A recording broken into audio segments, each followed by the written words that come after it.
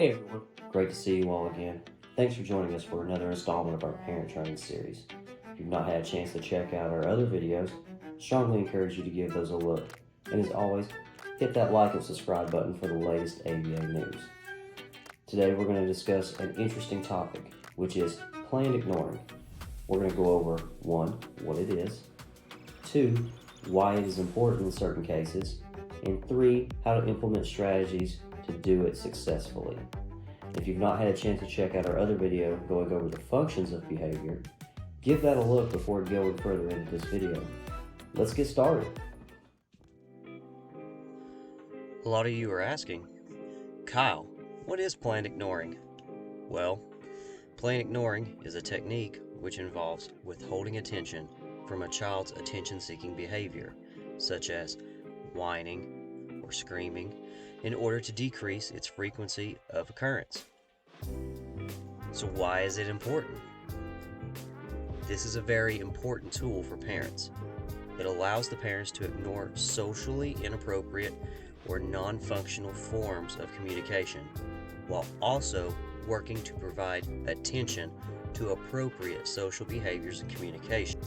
So let's go over our 5 basic rules of planned ignoring. Number 1, avoid eye contact.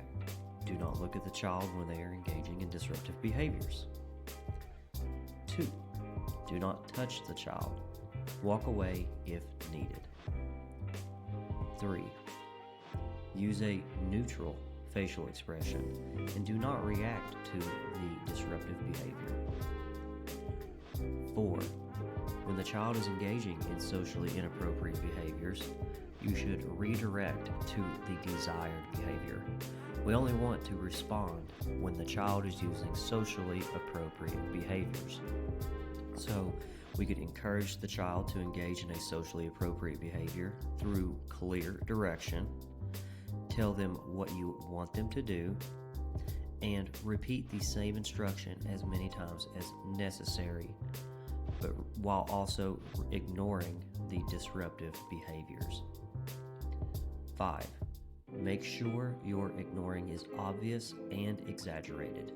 This will sometimes increase in intensity with the behaviors, which opens up an opportunity to request the appropriate behavior. It is important that we follow all these rules in order to not reinforce inappropriate behaviors while promoting positive replacement behaviors. We're talking about being on schedule with everything, right? Yep. What, buddy? What do you need? Hey, I'm on the phone, bud. Okay. So, are we good with everything? Hey dad. Hang on. I'm gonna have to call you back. I'll call you right back. Thank you. What do you need, buddy? Can I have my tablet? Honey, you're not supposed to have your tablet until 7 o'clock. I want my tablet. Well, we can either read a book right now or we can color. I want my tablet. Fine, I guess I'll color. Okay, you want to color? Okay, come over here and have a seat. Which one do you want to color? I want that picture. Oh, that's a good choice.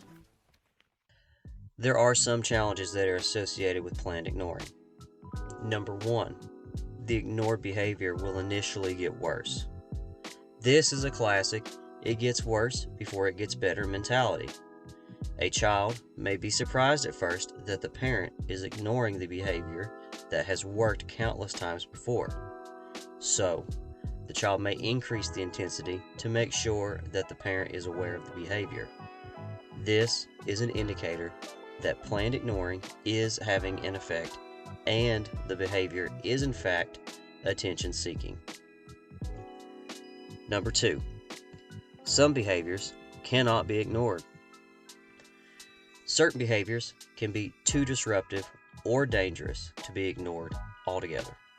Some examples of these behaviors are running away from a parent in a parking lot, a child who is engaging in self-injury, or a child who is engaging in physical aggression. It is very important to understand that you will have to physically redirect the child in this instance. However, you should still not look at the child, speak to the child, while also maintaining a neutral face or demeanor. Number 3, being proactive to prevent more intense behaviors. When you have a child who engages in more intense or dangerous behaviors, it is important that we use proactive strategies to prevent escalation while implementing planned ignoring and while enforcing positive behaviors.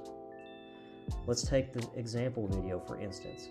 The child initially begins to tantrum after not receiving her tablet. For example purposes, maybe this child has a history of property destruction or self-injury behaviors. Instead of simply ignoring the behavior, the parent gives choice-making alternatives, ignores disruptive behaviors, while also reinforcing positive social behavior and choices.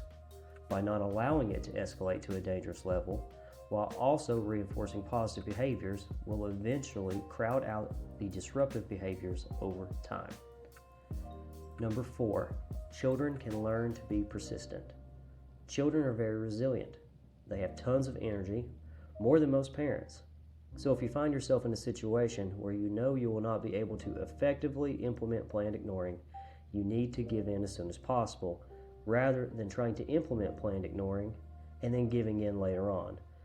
The only thing that this teaches the child is, if they tantrum long enough or hard enough, I can eventually wear the parent down. And this will also make planned ignoring harder to implement again in the future. So now it's homework time.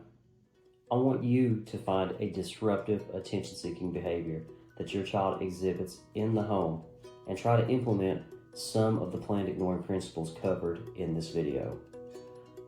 Do not try to implement planned ignoring in public. Planned ignoring should be implemented at first in the home where you can control the environment, and then later in the community. So join us next time when we will cover sleep issues and how to develop a better sleep cycle for your child. And as always, I can't wait to see you all again, and have a great day.